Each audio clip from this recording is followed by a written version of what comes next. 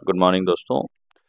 नई वीडियो लेके मैं हाजिर हुआ हूँ। सबसे पहले बताना चाहता हूँ कि जो वीडियो होगा वो हमारा कि नीट में बायोलॉजी में कैसे मार्क्स हैं। देखो बायोलॉजी बड़ा अच्छा सब्जेक्ट है और हाफ वेटेज रखता है नीट के एग्ज़ाम में। सबसे पहले आप ये समझें कि आपको बायोलॉजी को पढ़ने के लिए मेरा जो पुरानी स्ट्रेटजी है, अच्छा जिसको जितने भी टॉपर्स होंगे या जो भी सिलेक्ट हुए होंगे उनकी लगभग मतलब कुछ प्लस माइनस करके जो मैं बताने जा रहा हूँ वही स्ट्रेटेजी है। क्योंकि कई लोगों को मतलब ऑब्जर्वेशन करने के बाद मैं स्ट्रेटेजी बना के लेके आया हूँ।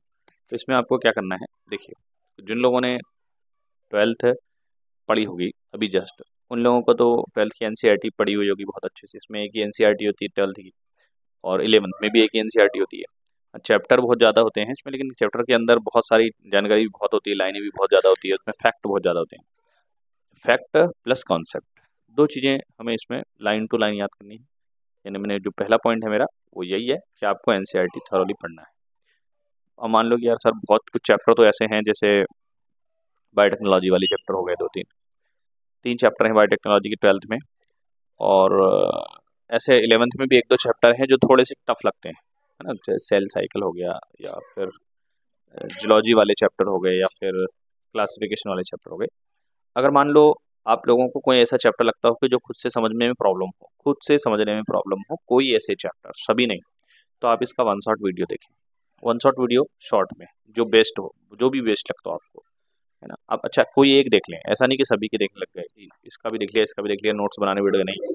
वन शॉट वीडियो देखें, उन्हीं चैप्टर्स के देखें जो चैप्टर आपको समझ में नहीं आ रहे हैं बुक पढ़ने के बाद, एनसीईआरटी की बुक पढ़ने के बाद, दो बार तीन बार पढ़ने के बाद आपको समझ में नहीं आ रहे हैं, वो आप वन शॉट वीडियो देखें। दो बातें हो गई, एनसीईआरटी पढ़ें, जो चैप्टर समझ में नहीं आ रहे हैं उसकी वन शॉट वीडियो देखें। थर्ड, अच्छा सबसे पहला स्टेप जो होना था ना, मैंने स्टेप गलत सिलेक्ट कर लिया। पहला स्टेप होना चाहिए था पीवाईक्यूज होना है, मल्टीपल टाइम पढ़ना है बायो के पीवाईक्यूज मल्टीपल टाइम। फिर सेकंड एनसीईआरटी पढ़ना है सेकंड टाइम, वो भी कई बार पढ़ना है। थर्ड, जो चैप्टर समझ में नहीं आ रहे हैं उनके वन शॉट वीडियो, ओके मैंने अरेंज कर दिया। नेक्स्ट, अगेन किसी अच्छी कोचिंग के हमें मॉडल टेस्ट पेपर लेने हैं, बहुत ज़्यादा क्वेश्चंस को सॉल्व करके उनको लर्न करने हैं, उनके पैटर्न को समझना है। उस अगर इस स्ट्रेटजी को फॉलो करते हैं तो माय फ्रेंड्स बहुत अच्छे नंबर आने वाले हैं बायोलॉजी में आपको। और इस बार थोड़ा सा हर अधिकतर लोग उम्मीद जता रहे हैं कि पेपर थोड़ा सा टफ आने वाला है। रीजन और असर्सन वाले क्वेश्चन थोड़े बढ़ने वाले हैं, कॉन्सेप्ट बेस्ड क्वेश्चन बढ़ने वाले हैं। अच्छा ठीक है, दूसरी बात मैं करता हूँ कि 11th और 12th में एनसीईआरटी के अंदर जितने भी डायग्राम्स दिए हुए ना, उनके ऊपर बहुत अच्छे से आप एक बार डायग्राम्स को देखें, एनसीईआरटी के अंदर के डायग्राम्स को देखें, उनके नेमिंग को देखें, कौन सी जगह कहाँ है, ओके कौन सा नाम कहाँ आ रहा है, ठीक है, स्टार्टिंग से। खास करके ट्वेल्थ की बुक में जो डायग्राम्स हैं वो थोड़े ज़्यादा हैं, टिपिकल भी हैं और उसमें ज़्यादा डायग्राम्स हैं, उसको देखें, ओके। दूसरा, कुछ छोटी छोटी डेफिनेशंस हैं जो वन लाइन है, वो वन लाइन की डेफिनेशंस रीजन एसेंशन के लिए काम की होगी। वन लाइन की definitions one mark tick the correct वाले जो क्वेश्चन आते हैं उसमें उलझाने वाले काम करेंगे, वो कॉन्सेप्ट बेस्ड क्वेश्चन में पूछेगा, तो इसको कमांडिंग करने की कोशिश करें। इसके अलावा मतलब मुझे नहीं लगता कोई बुक पढ़ने की जरूरत है। फिर से बता दे रहा हूँ, 11 12 की एनसीईआरटी विद कमांड पढ़ना है आपको, एक पीवाईक्यूज की कोई भी बुक ले लें आप, पढ़ना है तो ये तीन किताब ही आपको बहुत अच्छे से पढ़ना है।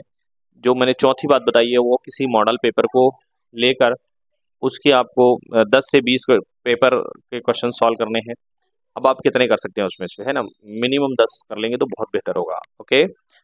और दूसरा ये है कि माय डियर फ्रेंड्स, आप इस वीडियो को और भी ज़रूरतमंद लोगों तक पहुंचाइए जो अभी फ्रेशर हैं। अच्छा जो 2 3 साल से नीट दे रहे हैं वो तो बाबा बन चुके हैं नीट के, उन लोगों को आई होप उन लोगों को भी फायदा होने वाला है, पर आई होप उनको लगेगा अरे ठीक है यार 10 50 व्यू आते कि नहीं आते इसके चैनल पे कौन देख रहा है।